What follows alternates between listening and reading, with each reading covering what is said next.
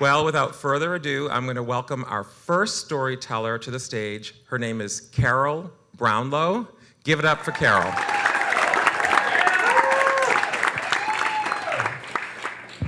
Well, my question tonight is, what happened to Thanksgiving? I mean, with all the hoopla about Halloween and now the commercialization of Christmas, we went from jack-o'-lanterns and witches' costumes to Santa Claus and Christmas trees. And my favorite holiday, Thanksgiving, just seems to have gotten squeezed out. I don't know what's going on there. I guess it doesn't bring in enough money, I guess. Anyway, when I was a kid growing up in Nebraska, Thanksgiving was my very favorite holiday.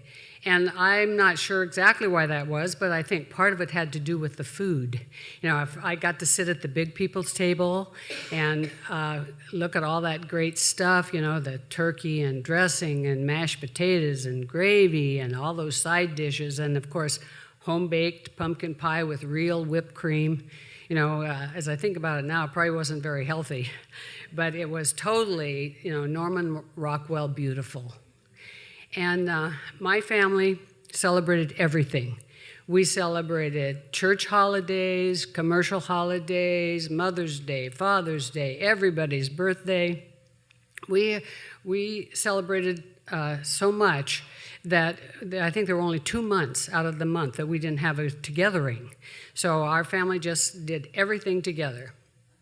And we enjoyed that. We thought that that's how everybody did it and it wasn't. It was mandatory. You didn't get any option of whether you were expected to be there, and we were there. And it always confused me when I would hear friends say something. Well, I'm trying to decide whether I'm going to go home for Christmas or not. And I'm going, what? Of course you're going home for Christmas and New Year's and St. Patrick's Day, and everybody's birthday, because that's the way we did it. So, that must be right. And so we had all these things that we did together, constant togethering. And we enjoyed that. And so then when we came to, my parents moved us here to Oregon, we brought all that activity with us. And we thought that that's how it was going to be forever, because we had a good time together. We liked each other. We didn't have much squabbling that went on at holidays. I hear some people say, oh, I hate it, and all the fights that go on. We never experienced any of that. So we would just meet and gather and play games, board games and cards and Pictionary and once in a while charades. And we acted like that's how it was going to be forever. And that's how we participated in these holidays. And it went along that way until I was 20 years old, and then everything changed. I was going to school, working part-time, and I got a call from my dad at night, and he goes, where'd your mother say she was going today? And I said, well, I don't know, downtown shopping, I guess. Why? He said, well, all of her personal belongings are gone. So without a goodbye, without a forwarding address, without any announcement whatsoever, my mother left the family. And obviously, it was quite a shock for us because nobody saw that coming. And so we kind of didn't know what to do. We were angry, we were frustrated, we were scared.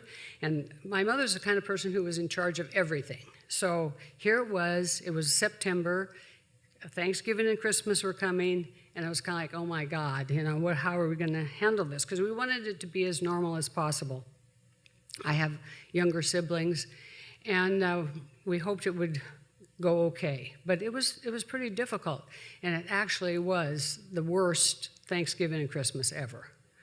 So, the other factor is that, good Catholic family getting a divorce. I mean, that didn't happen in my family, but it was happening. So we muddled through, the best that we could. Well, then by the next Thanksgiving, things had really changed. My dad had remarried, and that brought a whole new dynamic to the family scene. He married a woman who couldn't have been any different from my mother. So not only did we have a blended family, but we had to figure out how to maneuver all of this family gathering around her traditions and the kinds of things that she expected to have happen with holidays. So we still met once, whenever we could, but it just was never the same after that. So to complicate the challenge, the next thing, well, a few years later, my mother returned and wanted to get back in the scene. And so now it really got tricky because she, had her ideas about how we always did things, and my dad's current wife had her ideas about how we always did things. And the schedule got really challenging because my parents didn't speak to each other. So we could never be in the same place at the same time.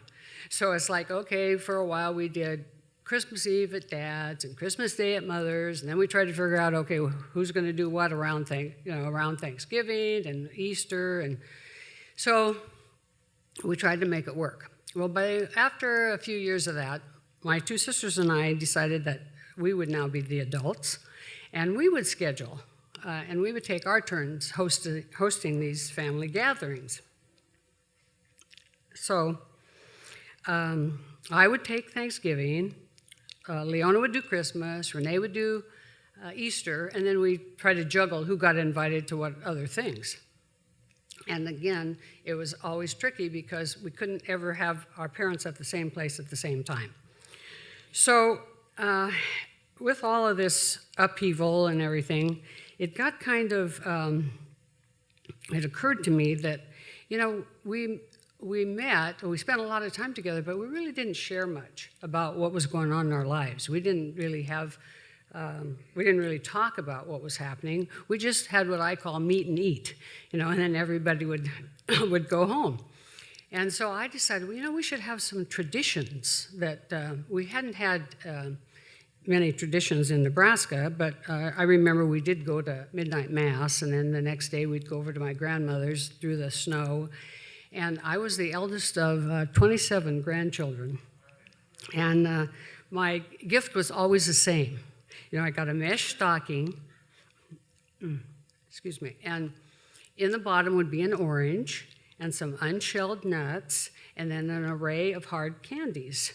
So, that was one tradition. I loved my grandmother, but that was one tradition I really didn't want to continue. So I thought I better come up with something better than that. So my first attempt was Thanksgiving at my house, and I decided that after we had eaten, we'd go around, and each person would say something about what they were thankful for. Well, that didn't seem too tough. So we started around, and it went pretty well. My mother happened to be the guest that year, and it got to her. And my mother says, "I have nothing to be thankful for." Well, that was a conversation stopper. So, okay, we sort of stopped that attempt. But I'm kind of a persistent person. So the next opportunity came. It was the following Father's Day. I thought, okay, no problem. My mother obviously won't be there, so I can. It might have a shot. So once again, my recommendation was just go around and tell something that you remember about your dad, something you did when you were a child that was particularly meaningful to you. So once again, started out really well, and I got kind of teared up because my sister was talking about how great our dad is and that kind of thing. And then, of course, it got to his wife. And she said, "I hated my dad, and I have no good memories of him." Okay, then. Well, okay, the sharing stuff isn't all that it's cracked up to be, I guess. So we just sort of then stuck to the food. And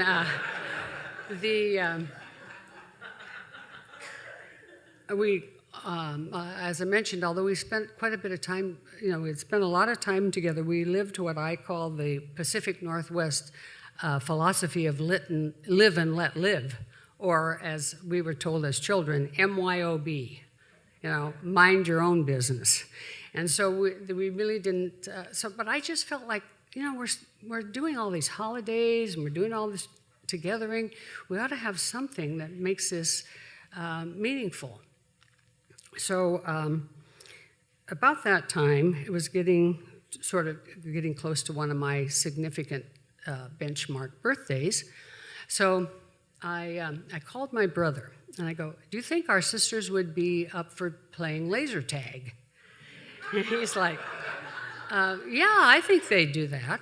So, okay, we loaded everybody up in the car, including my mother, and off we went to Bullwinkle's in Wilsonville.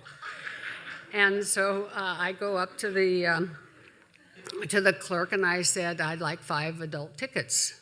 And she said, and how many children? And I go, "Oh, no children, just 5 adults." So she's like, "Oh, well, okay." So it gives us the tickets.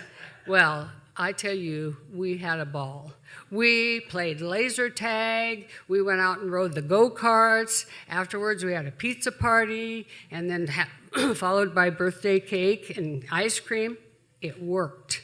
We finally had a good time where everybody was just sharing and doing whatever they felt like doing, being kids ourselves. I mean, I'm sure some of the children there were a little bit confused by what these old people are doing here, but we did have a really good time. Well, now, a few years have passed, and I'm kind of at that situation again right now. I ask myself, what's going to happen with Thanksgiving? I'm, a single adult with no children. One of my sisters has moved herself and her family to Chicago. The other one spends most of her holidays with her children and grandchildren in Washington. My brother has retreated to the comfort of his wife's family. My mother has passed. And my dad, since he lost his wife, doesn't want to come out of his apartment in assisted care. So it's kind of like, I guess our too much togethering is over. But, I still feel this need to get together with people that I care about and share the holidays. So what I'm going to try this year is have asked other people that I feel are in a similar situation. We're going to go to a restaurant and have Thanksgiving dinner. Probably be my new tradition, unless, of course, I ask them to share something personal and they throw me out. But I'm not really expecting that. But in the end, it really doesn't matter whether it's your biological family or your family of choice. As long as you are spending these holidays with people that you care about, breaking bread together and being thankful, that's really what the holidays are all about. So my wish for you is Happy Thanksgiving.